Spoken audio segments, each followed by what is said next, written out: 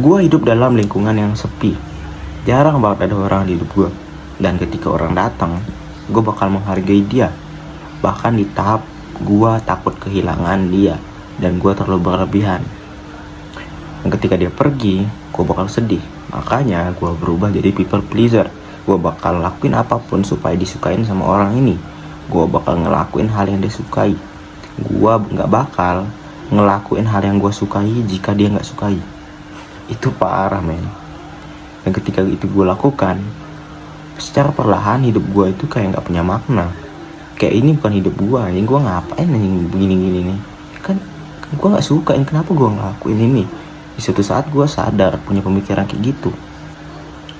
Ada sisi yang pengen keluar, ada sisi yang pengen diam. Jadi apa yang dilakit gue ada di mana?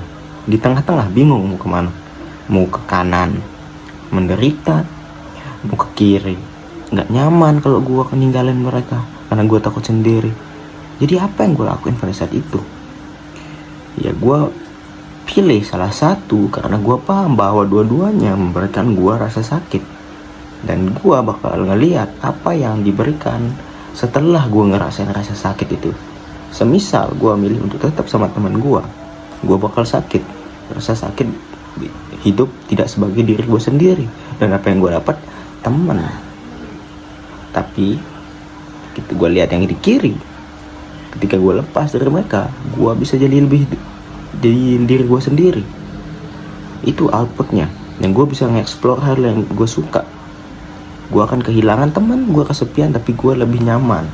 Yang mana gue pilih? Tentu saja yang kiri. Karena gue udah ngalamin bahwa walaupun lu punya teman, tapi kalau teman lu itu gak nerima lu apa adanya, dan lu harus membuat sebuah image yang dibangun supaya lu disukain sama teman-teman lu. Yang teman, kata teman itu bukan teman, itu bukan hidup. Jadi gue pilih yang kiri dan gue buang teman-teman gue itu. Karena mereka gak menerima gue apa adanya, kenapa harus gue menerima mereka gitu kan. Terkadang kita harus membuat pilihan yang susah kayak gitu dalam hidup, supaya kita bisa bergerak, gak diam di tempat dan menderita gara-gara hal yang gak berani kita pilih. Ingat, walaupun lu gak milih, tetap ada harga, tetap ada hal yang harus lu bayar dari tindakan lu yang gak memilih itu.